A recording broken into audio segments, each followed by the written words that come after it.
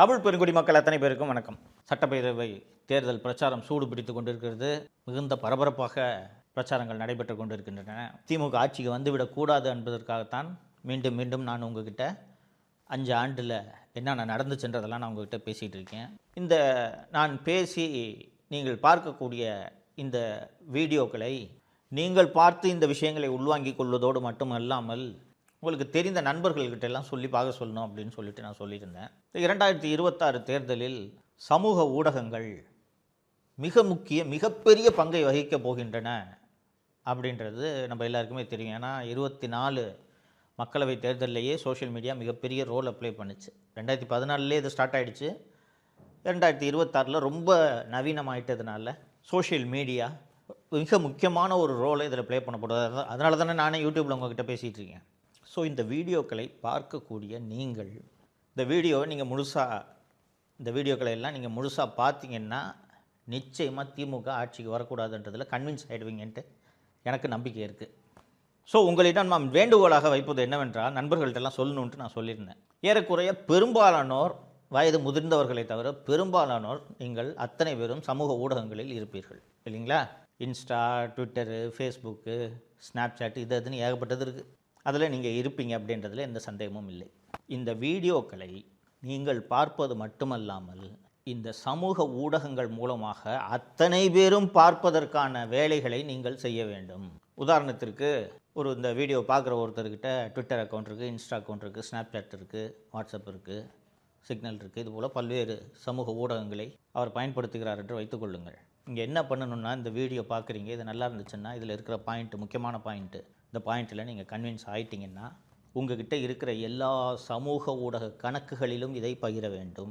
வாய்மொழியாக சொல்வதை விட இந்த சமூக ஊடகங்களில், வாட்ஸ்அப்பில், சிக்னலில், மற்ற செயலிகளில் இதை நீங்கள் பரப்பினால் பல லட்சக்கணக்கானோரை சென்று இந்த வீடியோக்கள் சேருவதற்கான வாய்ப்பு இருக்கிறது என்பது உங்களுக்கு நன்றாக தெரியும். அரசியல் கட்சிகள் அவங்க ஐடி விங்லாம் வச்சு அவங்க தனியாக வேலை செய்கிறத விடுங்க, அவங்க வேலையை செஞ்சுப்பாங்க. ஆனால் நீங்கள் இண்டிவிஜுவலாக ஒரு வாக்காளராக திமுகவுக்கு வாக்களிக்கலான்ட்டு ஒரு நினப்பில் இருக்கீங்கன்னு வச்சுங்க. இந்த வீடியோவை பார்த்துட்டு கன்வின்ஸ் ஆகிட்டிங்கன்னா, ஐயையோ திருப்பி திமுக ஆட்சிக்கு வந்துடக்கூடாது அப்படின்றதுக்காக இந்த எல்லா சமூக ஊடகங்களிலும் இந்த வீடியோக்களை நீங்கள் பரப்ப வேண்டும் என்பதை நான் கோரிக்கையாக வைத்துக்கொண்டு இன்றைக்கி டாப்பிக்கு போகிறேன்.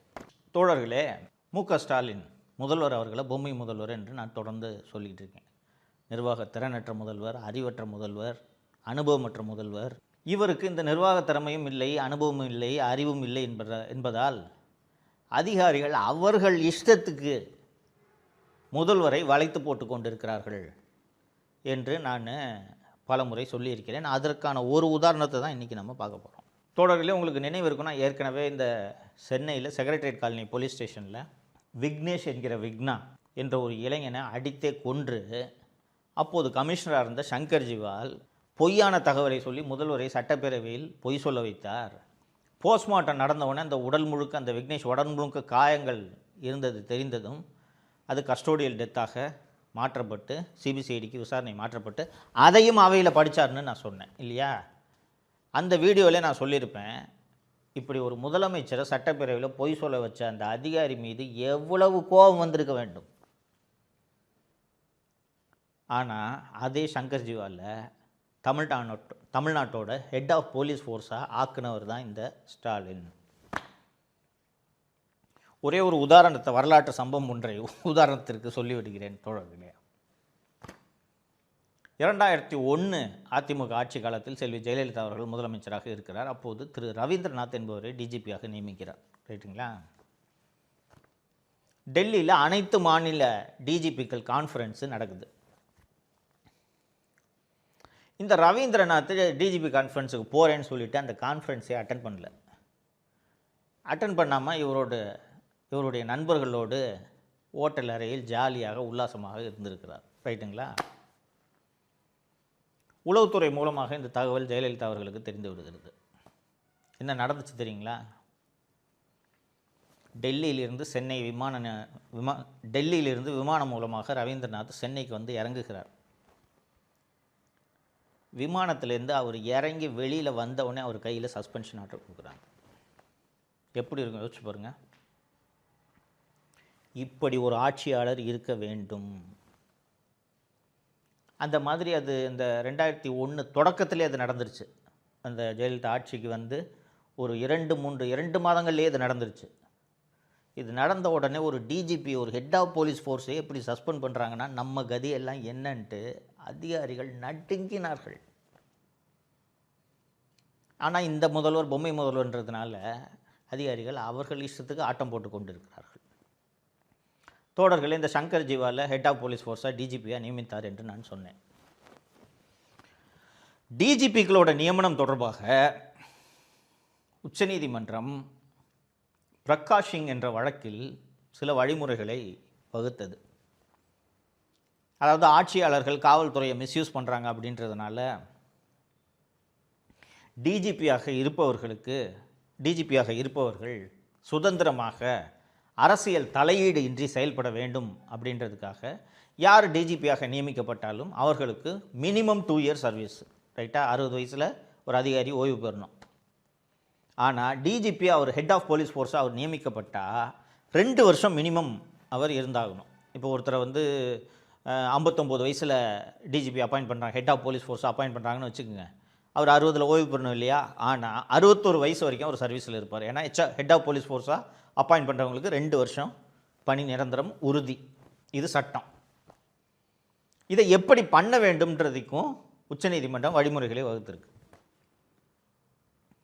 ஒரு மாநிலத்தில் டிஜிபி ஓய்வு பெறுகிறார் என்றால் அவர் ஓய்வு பெறுவதற்கு 3 மாதங்களுக்கு முன்னால் இந்த ஐஏஎஸ் ஐபிஎஸ் அதிகாரிகள்லாம் தேர்ந்தெடுக்கிறாங்களே, தேர்வு நடத்துதில் யூபிஎஸ்சி மத்திய பணியாளர் தேர்வாணையம், அந்த மத்திய பணியாளர் தேர்வாணையத்துக்கு மாநிலத்தில் இருக்கக்கூடிய மூத்த அதிகாரிகள் 8 அல்லது 9 பேரோட பட்டியலை ஒரு மாநிலம் யூபிஎஸ்சிக்கு அனுப்பணும். எப்போது? ஒரு டிஜிபி ரிட்டையர் ஆகிறதுக்கு 3 மாதத்துக்கு முன்பாக அனுப்ப வேண்டும், ரைட்டா? அனுப்பின உடனே யூபிஎஸ்சி அந்த 9 பேரையும், அந்த 9 பேரோட விவரங்கள் எல்லாத்தையும் அனுப்பிடணும். அந்த யூபிஎஸ்சி அந்த லிஸ்ட்டை வாங்கிட்டு ஒரு மீட்டிங் ஒன்று நடத்துவாங்க. அதில் தமிழகத்தை சேர்ந்த 2 அதிகாரிகள், தலைமைச் செயலாளர் அல்லது தலைமைச் செயலாளர் தான் போகணும், அல்லது ஒரு கூடுதல் ஒரு போலீஸ் ஆஃபீஸர் போகணும், யூபிஎஸ்சிலேருந்து மெம்பரு. இது போக சென்ட்ரல் பேராமிலிட்ரி ஃபோர்ஸஸ் இருக்குல்ல, பிஎஸ்எஃப், சிஆர்பிஎஃப், சிஎஸ்எஃப், இது போன்ற இதுலேருந்து ஒரு டிஜிபி, இது மாதிரி ஒரு 5-6 பேர் கொண்ட ஒரு கமிட்டின்னு வச்சுங்களேன். எதுக்கு இவ்வளோ டேட்டில் சொல்லிக்கிட்டு? அவர்கள் இந்த 9 அல்லது 10 பேரோட பட்டியலை பரிசீலித்து 3 பேரை அதில் தேர்ந்தெடுப்பார்கள். 3 பேரை தேர்ந்தெடுத்து இந்த 3 பேரோட பெயரை அந்த மாநிலத்துக்கு அனுப்பிடுவாங்க. மாநிலத்துக்கு அனுப்பினவுடனே மாநில அரசு அந்த 3 பேரில் ஒருவரை தேர்ந்தெடுத்து டிஜிபியாக நியமிக்கலாம். இதாங்க சட்டம். திரு சங்கர் ஜிவால் அவர்கள் 31/8/2025 அன்று ஓய்வு பெறுகிறார். அவருக்கு 60 வயது அப்போது தான் முடிகிறது. 2 வருஷமும் டிஜிபி போஸ்ட்டும் முடிஞ்சிருது. 31/8/2025 அன்று சங்கர் ஜிவால் அவர்கள் ஓய்வு பெறுகிறார் என்றால் மே 2025 தகுதியானவர்களின் பட்டியலை தமிழக அரசு அனுப்பியிருக்க வேண்டும். இதுதான் சட்டம். இந்தியா முழுக்க எல்லா மாநிலங்களையும் அதை தான் ஃபாலோ பண்ணுது. தமிழ்நாடு கவர்மெண்ட் அனுப்பலை. ஏன் அனுப்பலைன்னா, இந்த பட்டியலில் முதல் 3 இடங்களில் இருக்கக்கூடிய அதிகாரிகள் யார் என்றால் திருமதி சீமா அகர்வால், திரு ராஜீவ்குமார் மற்றும் திரு சந்தீப் ராய் ராத்தோர். இந்த மூத்த 3 பேரில் 3 பேரை தான் யூபிஎஸ்சி பரிந்துரைக்கும். இந்த 3 பேரில் ஒருத்தர் தான் தமிழக அரசு டிஜிபியாக நியமிக்க வேண்டும். தமிழக முதல்வர் திரு மு.க. ஸ்டாலின் அவர்களுக்கு திருமதி சீமா அகர்வாலோ, திரு ராஜீவ்குமாரோ, திரு சந்தீப் ராய் ராத்தோரோ டிஜிபியாக வருவதில் எந்த விதமான பிரச்சனையும் இருக்க போவதில்லை. இன்னும் சொல்ல போனோன்னா இவங்க இந்த மாதிரி ஒரு அதிகாரிகள்லாம் இருக்காங்களான்றதே அவங்களுக்கு தெரியாது. ஏன்னா சந்தீப் ராய் ராத்தோர் இந்த அரசுக்கே நெருக்கமானவர், சென்னை மாநகர ஆணையராக இருந்தார். அதுக்கு பிறகு தான் இந்த ஆம்ஸ்டாங் கொலைக்கு பிறகு அவர் மாற்றப்படுகிறார். ஆனால் தமிழகத்தில் இருக்கக்கூடிய இந்த அதிகாரிகள், ஐபிஎஸ் அதிகாரிகள்லாம் இருக்காங்கல்ல, அவங்களுக்கு இந்த 3 பேரில் ஒருத்தர் கூட டிஜிபியாக ஆகக்கூடாது. ஸோ என்ன பண்ணுறாங்கன்னா, பட்டியலே அனுப்பலைங்க. மே மாதமே பட்டியல் அனுப்பியிருக்கணும்னு சொன்னேன்ல, 31/8/2025 வரைக்கும் பட்டியல் அனுப்பாமல் 25/8/2025 அன்னைக்கு பட்டியல் அனுப்புகிறாங்க. 4 நாளில் சங்கர் ஜிவால் ரிட்டையர் ஆக போகிறாரு. இதுக்குள்ளே இந்த 4 நாள் இருக்கும்போது இந்த பட்டியலை யூபிஎஸ்சிக்கு அனுப்புனா யூபிஎஸ்சி எப்போ அந்த மீட்டிங்கை நடத்துறது, எப்போ மீட்டிங்கை நடத்தி எப்போ லிஸ்ட்டை ஃபைனலைஸ் பண்ணி ஸ்டேட் கவர்மெண்ட்டுக்கு அனுப்புறது? வேண்டுமென்றே இந்த பட்டியலை அனுப்பாமல் தாமதம் செய்கிறார்கள். அதற்கு பிறகு டிஜிபி ரிட்டையர் ஆகிட்டார்னா அதுக்காக டிஜிபி போஸ்ட்டு காலியாக வைக்க முடியுமா? முடியாது என்பதனால் திரு வெங்கட்ராமன் என்பவரை பொறுப்பு டிஜிபியாக, கூடுதல் டிஜிபியாக, பொறுப்பு டிஜிபியாக, கூடுதல் டிஜிபி இல்லை, பொறுப்பு டிஜிபியாக சங்கர் ஜிவால் பிளேஸில் நியமிச்சிடறாங்க. உச்சநீதிமன்றம் இதைத்தான் பல்வேறு மாநிலங்களின் வழக்குகளில் கண்டித்திருக்கிறது. இந்த பொறுப்பு டிஜிபி போடுற வேலையை வச்சுக்காதீங்க, நாங்கள் பிரகாஷ் சிங் வழக்கில் இதுதான் விதிமுறைன்னு சொல்லியிருக்கோம், இதை ஒழுங்காக ஃபாலோ பண்ணுங்கன்ட்டு பலமுறை உச்சநீதிமன்றம் சொல்லியிருக்கிறது. ஆனால் அதை பண்ணாமல் பொறுப்பு டிஜிபி போட்டாங்க. ஆச்சுங்களா? பொறுப்பு டிஜிபியாக அந்த வெங்கட்ராமன் இருந்து கொண்டு இருக்கிறார். அப்படி இருக்கும்போது திடீரென்று திரு வெங்கட்ராமன் அவர்களுக்கு ஹார்ட் அட்டாக் வந்துடுது. ஹார்ட் அட்டாக் வந்த உடனே அவர் இதய சிகிச்சைக்காக விடுப்பில் செல்கிறார். விடுப்பில் சென்றதும் அபய்குமார் சிங் என்று இந்த பட்டியல்லையே சீனியர் லிஸ்ட்லேயே கடைசியில் ஒருத்தர் இருக்கார்ல, அவரை பொறுப்பு டிஜிபி ஆகுறாங்க. திருப்பி ஏற்கனவே ஒரு பொறுப்பு டிஜிபிக்கு ஒரு பொறுப்பு டிஜிபி. எதற்காக? அந்த பட்டியலில் 9 பேர் இருக்காங்க. சீமா அகர்வால், ராஜீவ்குமார், சந்தீப் ராய் ராத்தோர்னு சொன்னேன். அது போக வன்னிய பெருமாள், மகேஷ்குமார் அகர்வால், வெங்கட்ராமன், வினித் தேவ் வாங்கடே, பிரமோத்குமார், அபய்குமார் சிங்ன்ட்டு 9 பேர் இருக்காங்க. இதில் கடைசியாக இருக்க இந்த அபய்குமார் சிங்கை வெங்கட்ராமன் லீவில் போகணுன்னா பொறுப்பு டிஜிபியாக போடுறாங்க. எதுக்கு பொறுப்பு டிஜிபியாக போடுறாங்க தெரியுமா? அந்த டாஸ்மாக் வழக்கில் 45 எஃப்ஐஆர்களை லஞ்ச ஒழிப்புத்துறை இயக்குநராக இருந்து க்ளோஸ் பண்ணி திமுக அரசு உதவி செய்தார் அபய்குமார் சிங் என்று சொன்னேன் அல்லவா, அதற்காக இவரை பொறுப்பு டிஜிபி ஆகிறாங்க. அதுக்கப்புறம் திரு வெங்கட்ராமன் அவர்கள் சிகிச்சை முடித்து வந்த உடனே அபய்குமார் சிங் போயிட்டார், வெங்கட்ராமன் டிஜிபி ஆயிட்டார். ஆச்சா? இதற்கு நடுவே திரு மனித உரிமை செயற்பாட்டாளர் திரு ஹென்றி டிஃபின் மற்றும் வேறு ஒருவர் உச்சநீதிமன்றத்தில் நீதிமன்ற அவமதிப்பு வழக்கு தொடுக்கிறார்கள். என்னென்னா, இந்த மாதிரி இந்த பிரகாஷ் சிங் வழக்கில் இப்படித்தான் டிஜிபிகளை நியமனம் செய்ய வேண்டும் என்று உச்சநீதிமன்றம் சொல்லியிருக்கிறது, இந்த விதிமுறைகளை எல்லாம் ஃபாலோ பண்ணணும்னு சொல்லியிருக்கு. ஆனால் எதையுமே ஃபாலோ பண்ணாமல் இவங்க பாருங்கள் பொறுப்பு டிஜிபி போட்டு வச்சுருக்காங்க என்று நீதிமன்ற அவமதிப்பு வழக்கு தொடுக்கப்படுகிறது. நண்பர்களே, அங்கேயும் போய் இந்த வழக்கை தாமதித்து, சார் இந்த காரணத்தினால நாங்கள் லிஸ்ட் அனுப்பலை, யூபிஎஸ்சி அனுப்பின லிஸ்ட்டு எங்களுக்கு பிடிக்கல, அதில் சில தவறுகள் இருக்குது, நாங்கள் வேறு ஒரு லிஸ்ட்டை அனுப்பினோம், அந்த லிஸ்ட்டை யூபிஎஸ்சி எடுத்து என்னென்னமோ காரணத்தை பொய்களை சொல்லி என்னென்னா சீமா அகர்வாலோ, ராஜீவ்குமாரோ, சந்தீப் ராய் ராத்தோரோ டிஜிபி ஆகிவிடக்கூடாது இப்படின்னு ஆகஸ்ட் 2025 மார்ச் 2026 வரைக்கும் 7-8 மாதம் தாமதம் பண்ணிட்டாங்க. தாமதம் பண்ணதுக்கான ஒரு முக்கியமான ரீசன் என்னென்னா, அந்த தகுதியானவர்கள் பட்டியல் அனுப்பணும்னு சொன்னேன்ல, அந்த பட்டியலில் அனுப்பப்படும் போது அந்த பட்டியலில் இருப்பவர்களில் 6 மாதத்திற்கு மேல் சர்வீஸ் இருக்கணும்.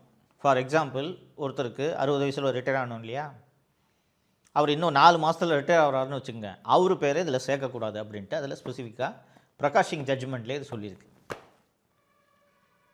திருமதி சீமா அகர்வால் அவர்கள் தப்பித்தவரை கூட டிஜிபி ஆகிவிடக்கூடாது என்பதற்காகத்தான் இவ்வளவு டிலே பண்ணுறாங்க. திருமதி சீமா அகர்வால் அவர்கள் இன்னும் 4 மாதங்களில் ஓய்வு பெற இருக்கிறார். இப்போ அவர் இந்த பதவிக்கு தகுதியானவர் அல்ல. அதனால் திருமதி சீமா அகர்வால் பெயரை விட்டு வேறு ஒரு பட்டியலை அனுப்புகிறாங்க. இது எப்போ? மார்ச் மாதம் நடக்குது. இப்படி குளறுபடிக்கு மேல் குளறுபடி செய்து கடைசி வரை உச்சநீதிமன்றத்தின் தீர்ப்புப்படி மார்ச் மாதம் வரை டிஜிபி நியமனம் செய்யவே இல்லை. கடைசியாக மார்ச் 20 யூபிஎஸ்சி ஒரு கூட்டத்தை நடத்தி தமிழகத்துக்கு யார் டிஜிபி என்பதை முடிவு செய்ய வேண்டும் என்று உச்சநீதிமன்றம் ஒரு நீதிமன்ற அவமதிப்பு வழக்கில், இது தொடர்பான நீதிமன்ற அவமதிப்பு வழக்கில் தீர்ப்பளிச்சிட்டாங்க. இதுக்கப்புறம் அவங்க டிஜிபி அப்பாயிண்ட் பண்ணால் என்ன, பண்ணலன்னா என்ன, தேர்தல் அறிவிப்பு வந்தால் தேர்தல் ஆணையம் தான் டிஜிபியை நியமிக்க போகிறது இல்லையா. இவங்க யாரை டிஜிபியை நியமித்தாலும் அந்த டிஜிபி மீது புகார் இருந்தால் அவர்களை மாற்றிவிட்டு தேர்தல் ஆணையம் வேறு ஒரு டிஜிபியை, தேர்தலை நியாயமாக நடத்துவதற்கான டிஜிபியை தேர்தல் ஆணையம் நியமிக்கப் போகிறது. தோழர்களே, ஒரு டிஜிபியை இப்படி தான் நியமிக்கணுன்றது தான் சட்டம் இல்லையா?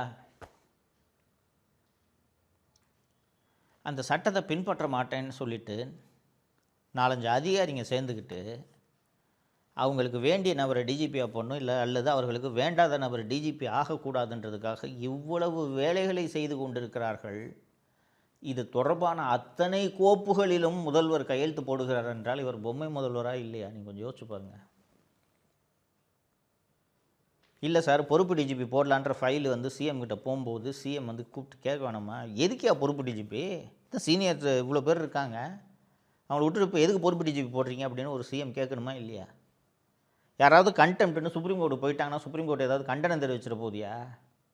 நீங்கள் பாட்டு அவசரப்பட்டு இந்த மாதிரிலாம் பண்ணுறீங்க, எதுக்கே அப்போ பொறுப்பு டிஜிபி போடணுன்னு கேட்கணுமா இல்லையா? இந்த மாதிரி பிரகாஷ் சிங் என்று இது மாதிரி பிரகாஷ் சிங்னு ஒரு வழக்கு இருக்குது, அதன்படி டிஜிபி இப்படி தான் அப்பாயின்ட் பண்ணணும், இந்த விவரமே தெரியாதுங்க அவருக்கு. இதனால தாங்க இவர் பொம்மை முதல்வர்னு சொல்லிகிட்டு இருக்கிறோம். இவர் பொம்மை முதல்வர், இவருக்கு நிர்வாகத்திறனும் இல்லை, அறிவும் இல்லை என்பதை நன்றாக புரிந்து கொண்ட அதிகாரிகள் 7-8 மாதமாக ரெகுலர் டிஜிபி போடாமல் இவங்க நினச்சபடியெல்லாம் ஆட்டுவிக்க முடிகிறதா இல்லையா? அப்போ இந்த அதிகாரிகள் நினச்சதெல்லாம் செய்கிறாங்கன்னா மக்கள் எதற்காக வாக்களித்து மக்கள் பிரதிநிதிகளை தேர்ந்தெடுக்க வேண்டும்? யோசித்து பாருங்கள். திராவிட மாடல் ஆட்சி, விடியல் ஆட்சி அப்படின்லாம் சொல்லுகிறாரு. அவர் தானே ஆட்சி நடத்தணும், அவர் தானே ஆட்சியில் முக்கிய முடிவுகளை எடுக்க வேண்டும். ஆனால் 4-5 அதிகாரிகள் எடுக்கிறாங்கன்னா அப்போ இவர் எப்படிப்பட்ட கையாலாகாத முதல்வர் என்பது உங்களுக்கு தெரிகிறதா? இப்படி ஒரு கையாலாகாத முதல்வர் மீண்டும் ஆட்சிக்கு வர வேண்டுமா இல்லையா என்பதை தீர்மானிக்கும் தேர்தல் தான் 2026 சட்டப்பேரவை தேர்தல். ஸோ இந்த டிஜிபி நியமனன்றது வந்து ஒரு சாதாரணமாக இது என்னங்க ஒரு நிர்வாக பதவி, யார் டிஜிபியாக இருந்தால் என்னங்க அப்படின்று உங்களில் பலருக்கு தோன்றலாம். தோழர்களே, தகுதியே இல்லாத ஒருவரை பொறுப்பு டிஜிபியாக போடுறோம் அப்படின்ட்டு போட்டாங்கன்னா அவர் அந்த போடும் தகுதி இல்லாத ஒருவரை நியமித்த அந்த ஆட்சிக்கு விசுவாசமாக இருப்பாரா, மக்களுக்கு விசுவாசமாக இருப்பாரா? இந்த பிரகாஷ் சிங் வழக்கோட நோக்கமே என்ன? அரசியல் தலையீடு இன்றி சுதந்திரமாக ஒரு மாநிலத்தின் டிஜிபி செயல்பட வேண்டும் என்பதற்காகத்தானே 2 ஆண்டுகள் மினிமம் டென்யூர் அப்படின்றத அந்த தீர்ப்பை வந்து உச்சநீதிமன்றம் வழங்குச்சு. அதை ஃபாலோ பண்ணாமல் சீனியாரிட்டியில் பின்னாடி இருக்கிற ஒருத்தர் தூக்கி பொறுப்பு டிஜிபியாக போட்டால் அவர் ஆளுங்கட்சி சொல்வதை கேட்பாரா, மக்கள் நலனில் அக்கறை செலுத்துவாரா, அல்லது சட்டத்தின்படி நடப்பாரா? தொடர்ந்து நீங்கள் பார்த்துருப்பீங்க, தமிழ்நாட்டில் குற்றங்கள் பெருகி வருகிறது. காவல்துறையை சேர்ந்தவர்கள் மீதே பலர் மீது குற்றச்சாட்டுகள் எழுகின்றன. காவல்துறை சேர்ந்தவர்கள் பாலியல் வன்முறையில் ஈடுபடுகிறார்கள். காவல்துறையை சேர்ந்த ஒருத்தரை மார்ச் முதல் வாரத்தில் பண மோசடியில் ஈடுபட்டாருன்னு சொல்லிட்டு தூத்துக்குடி பட்டாலியனை சேர்ந்த ஒருவரை கைது செய்திருக்காங்க. இது மாதிரி ஏராளமான குற்றச்சாட்டுகள்லாம் வருகிறது அல்லவா? காவல்துறை சீரழிந்து வருகிறது என்பதற்கான அறிகுறி தான் இது. ரெகுலர் டிஜிபியை போட்டிருந்தாருன்னா அவருக்கு 2 வருஷம் டென்யூர் அஷ்யூர்டு. அவர் இதை பற்றிலாம் எதை பற்றியும் கவலைப்பட மாட்டார். முதலமைச்சரே வந்து ஏங்க இதை இப்படி செய்யுங்கன்னு சொன்னால், சார் தப்பு சார், அதெல்லாம் செய்யக்கூடாது சார், அவர் அரெஸ்ட் பண்ணி ஆகணும் சார், திமுக கட்சிக்காரனாக இருந்தாலும் அரெஸ்ட் பண்ணி ஆகணும் சார் என்று சொல்லுவார். ஏனென்றால் 2 வருஷம் அவரோட டென்யூர் அஷ்யூர்டு. பொறுப்பு டிஜிபியாக இருக்க ஒரு ஆட்சியாளர்களோட தயவில் தானே இருக்கார். அப்போ என்ன சொன்னாலும் கேட்டுக்குவார் தானே. இதனால் தான் பொறுப்பு டிஜிபியாக இருக்கக்கூடிய வெங்கட்ராமன் அரசும் திமுகவினரும் செய்யக்கூடிய எல்லா தவறுகளையும் கண்டும் காணாமல் இந்த பதவியில் அமர்ந்து கொண்டிருக்கிறார். இது போன்ற ஒரு அவலமான ஆட்சி இந்தியாவில் எங்கேயாவது நடக்குமா? திருப்பி இந்த அவல ஆட்சி வரணுமா வேணாமான்றதை நீங்கள் தான் சார் முடிவு பண்ணணும். இதை பார்க்கும் அத்தனை தோழர்களும் நன்றாக யோசித்து திமுக என்ற தீய சக்தி மீண்டும் ஆட்சிக்கு வராமல் தடுப்பதை உறுதி செய்ய வேண்டும் என்பதை இந்த நேரத்தில் உங்களுக்கு தெரிவித்துக்கொண்டு இன்னொரு வீடியோவில் சந்திப்போம். நன்றி.